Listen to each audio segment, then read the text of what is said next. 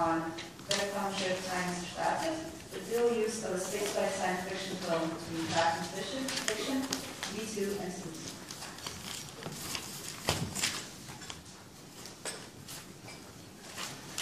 Thank you, and thank you for inviting me. Thank you for being here, and especially to our US-American guests and Canadians. Thank you for staying awake for so long. I guess it's around midnight. Spaceship I launches, Weltraumschiff I startet. Pardon? I stumbled across this obscure science fiction film from 1940 during research for my dissertation. My dissertation deals with the topic of cosmic accidents in science fiction films. And initially, my interest in this spaceship movie wasn't that great, because this much can be revealed. There is no cosmic accident. The depicted journey around the moon runs smoothly. Although there wasn't a catastrophe to analyze, this movie made a lasting impression and rose questions. For example, why is the total running time of this movie only 23 minutes? Could it be that the previous format was longer and subsequently parts of it were censored and cut? Why does the subtitle describe Weltraumschiff I as a technical imagination, a fictional story? It permanently displays, even educates its audience about the scientific facts of rocketry. It seems to be the only German rocket movie after Fritz Lang's techno-romantic story Frau, Mond, although the Third Reich had been a peak time of rocket development. Why couldn't I find further information about this film, except for the vague hints I found on the internet? In my investigation, I was able to reveal interesting facts about the reception of Weltraumschiff I. This investigation also led to a very remarkable reference on the dual use of space fictions. The dual use of space fictions contains the notion of different but closely related features. Apparently, while one thought centers around the techno-romantic dreams of the conquest of the moon, another idea aims to fulfill military goals. Ultimately, this 1940 movie is an exciting research object, especially for this conference, since it addresses questions on the dual use on various levels. It seemed nearly impossible to find secondary literature on this topic, so I contacted the Zeppelin Museum in Friedrichshafen, where a copy of this film can be found. They could not provide me with further information. Thereupon, I made calls to the Bavaria studios that once produced the film. I also had a conversation with Ralf Bülow. His name was mentioned in one of the internet forums, and I knew him from the Facebook group Future and Stars. Bülow was able to give some hints and open the door for my further research. My research revealed that the son of the director, Anton Kutter, Adrian, is running a cinema in Biberach, South Germany. After contacting him, I traveled to Biberach for a research visit. He had already compiled a selection of potentially interesting documents of his father. Using these correspondences, original photos from the set, and the creation of the animated scenes, and the original script, many of my questions on this mysterious film could be answered. I will now show the results divided in 4 steps.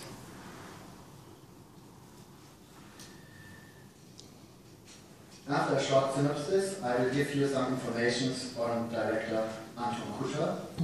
For his film, he mixed fact and fiction, but also got mixed up himself by the political circumstances of his time. In order to give you an example for that, I will analyze the key scene of Weltraumschiff I startet. And I will talk about the reception later on in the 50s and 60s. Synopsis. The first manned rocket flight to the moon is announced by the director of the Friedrichshafen hangars. The The following part recapitulates the history of rocketry. The audience is taught the development from solid fueled rockets to liquid fueled rockets. Brief scenes are included of early German rocket power experiments, and this is mostly footage from cars and planes with rocket motors by Max Valier and Fritz von Opel. Media representatives interview the commander of the spaceship about his motivation. And then reality broke in.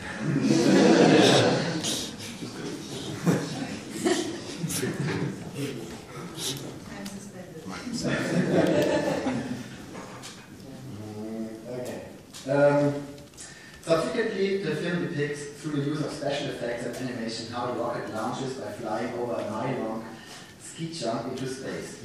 Spaceship I orbits the moon, and, as I said, it returns safely, but it doesn't return without political consequences.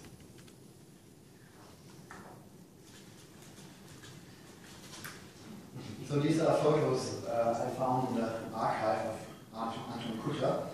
He was a German film director and hobby astronomer, born 1903 in Biberach, South Germany. Film and astronomy are the two themes that run through his life like a golden thread.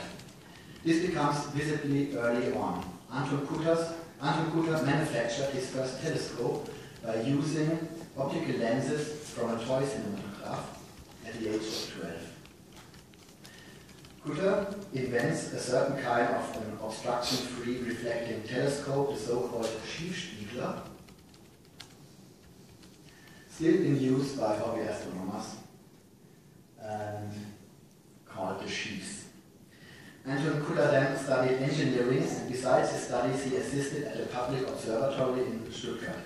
In 1926, he joined the phototechnical laboratory in Cologne, where he created his first movies. He also made movies in Paris and Switzerland, where he lived for a while. His early career was crowned by 2 Golden Lions, won at the Venice Film Festival.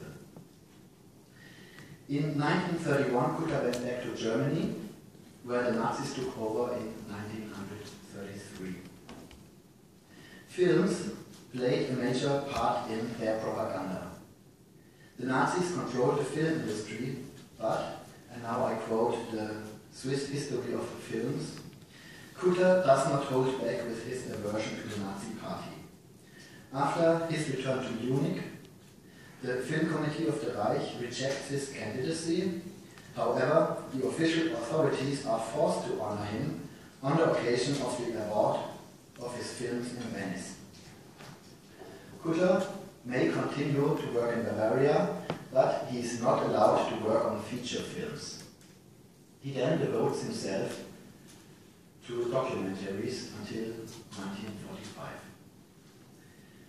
Cinemas in that time were legally obligated to show so-called Kulturfilme before screening the actual feature film. Kulturfilm refers to a type of general knowledge documentary, usually previous to the main movie in cinemas. After 1933, the Nazis embraced this as propaganda, and it became part of Nazi film politic. Seemingly, Kutter did not protest. I will show you some pictures just to give you an impression, and nearly no one has seen these pictures before, so I think it's worth the time to have a look at it. These are pictures where how the animated scenes actually were made, and maybe some of you already recognize the spaceship. I'll come to that later. Kutter, as a hobby astronomer, could make special effects very accurate through his knowledge he gained.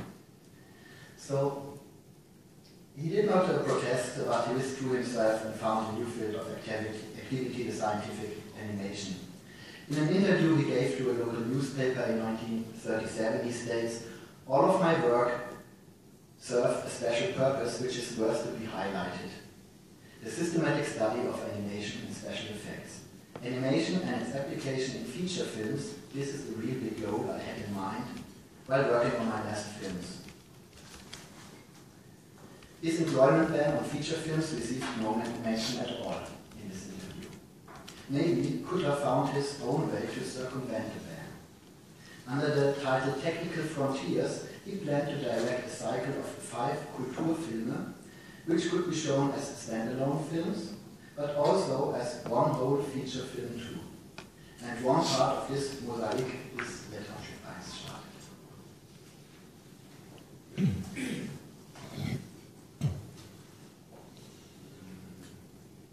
After I visited Anton Kutter's son and doing some research in his private archive, I am now able to present you first results. I will explain this on the basis of the handwritten notes on the original script in the screenplay. I transcribe it for you for better understanding. The most interesting part of this document is in the middle of the page. Here, the title and the subtitle of the film are mentioned. Apparently, it should have originally been named Spaceship I Launches, a 1960 cultural movie. But this title was deleted. Why? The answer takes us into the midst of the period around 1936, a time when the propaganda politics of the Nazi Party controlled the German film industry.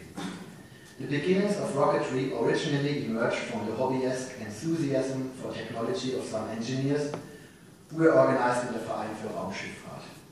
Initially, they aimed mostly for civilian objectives, but in 1933 the military took over, because rockets were among the few weapons that the Versailles Treaty did not include, so they could be developed further.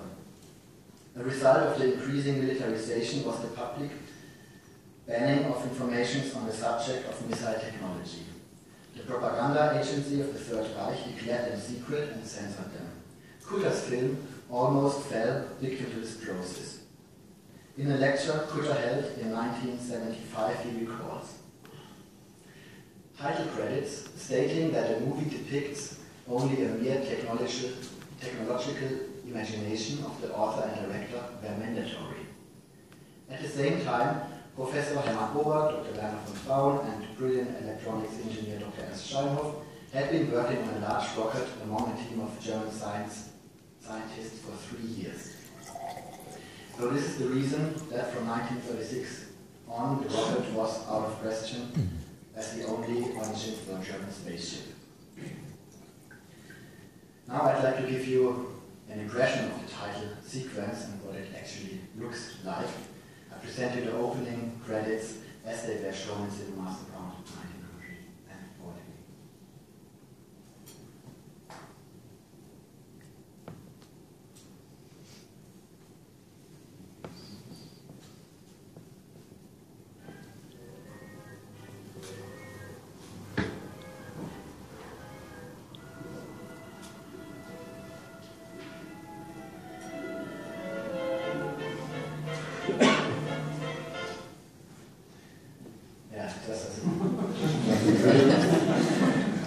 We don't have much time.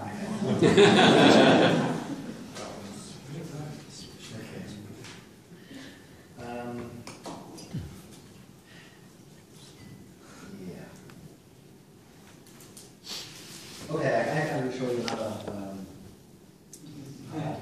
This is where the rocket ship actually launches, and the interesting part here is, of course, the special effects. And the motivation which is told to the audience, so it's just for pure scientific reasons to go out of space. Nothing is mentioned about using rockets as weapons.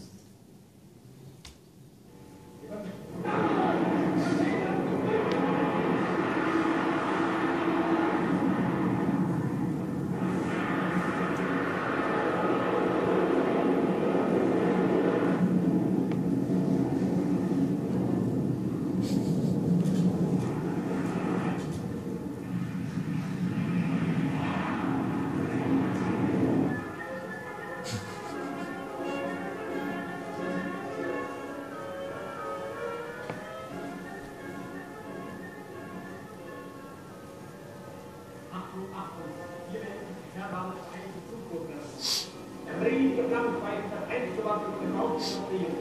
Eine Geschwindigkeit ist ungeheuer und treibt die Minuten noch weiter. 7 Minuten und 53 Sekunden dauert unsere internalische Geschwindigkeitssteigerung.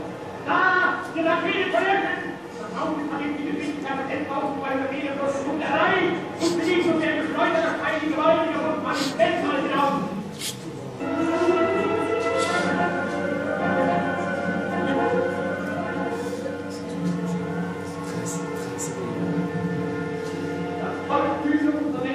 Gelungen. Weltraum ist 1200 Kilometer Höhe die Mondküste. Überwältigt ist es wissenschaftliches Material einzuhalten. Ein Material, das unsere Kenntnis von der wahren Natur der gestellten Gewalt erweitert wird. Yeah, so we heard that it's for pure scientific reasons. I'm glad that you laugh about this film. Gives me a comic relief because I took it very serious. In an interview Kutter gave to a local newspaper in 1937, he talks about his motivation behind shooting Weltraumschiff I. He aimed at familiarizing the audience with the basic concept of space travel. Following this educational approach, Kutter used not only fictional narrative but also factional material taken from Wochenschauen, as well as footage from the personal archive of the rocket pioneer Max Ballier. It is known that the rocket development is not only a matter addressed by Germany. From its origins in China, concrete missiles in the US, the entertaining visions of Jules Verne, the theoretical calculations of Tsiolkovsky and the experiments made by Godard, it's an international movement in a way. Okay, Kutter wanted to give this information to his audience, but as he recalls, Weltraumschiff I always missed his start because the film was nearly banned. He had to cut out all the foreign pioneers of space travel, and so now he just had German pioneers in it. I will skip the sequence analysis, maybe just some words. At the end, Spaceship I comes back to the start, and it has international reactions to it. The first one is that the Paramount Studios in the USA have a big screen going on. Reaching the moon is now a possibility. The second reaction is that the President of the United States protests against the Germans' hooray into space. And the third reaction is that Germany wants to annex the moon. And this, of course, you can understand this as a kind of joke, but maybe you can also understand it as a metaphor for Germany's urge to occupy other parts of Europe. So this could be also very critic on the Nazi regime. The film was confiscated as Nazi propaganda in 1945, and it was not shown in Germany or anywhere else. Mostly, sometimes it was shown, but no one received, it doesn't receive that attention. And interestingly, there's an iconography, and in 1957 a cartoon serial was made, The Space Explorers, which used parts of this film, surprisingly. It was consulted by NASA and the Hayden Planetarium, and it was shown on US TV nationwide. It was made for children, but it has had a tremendous impact on them. It is told that many of these baby boomers at this generation were influenced to get engineers and astronauts by themselves. So, made by combining material from a Russian cartoon film and the images from the rocket of Polaris 1. In effect, the American space program got its own propaganda out of the Russian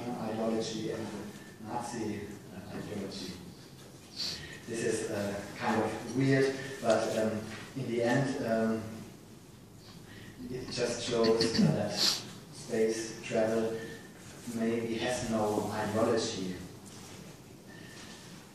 And now the circle closes. We started with V2, and now we are at the Sputnik 1957, where space explorers were shown. And to end this presentation, I will give you a short look on the title sequence of Space Explorers, and you can see it's very similar to the Spaceship I.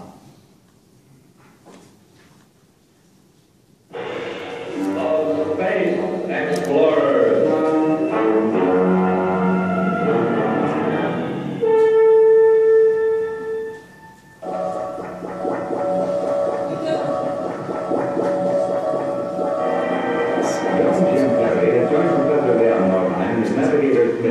On a rescue mission in outer space. Their destination, Mars. Polaris 2 calling control. Polaris 2 calling control. Polaris.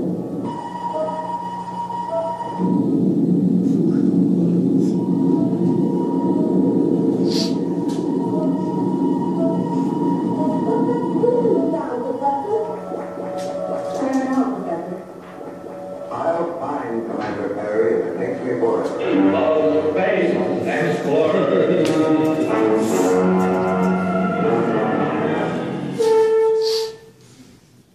Okay, and now my time is over, so I leave my last words on commanding your heart. Didn't work, so we just we have to end here.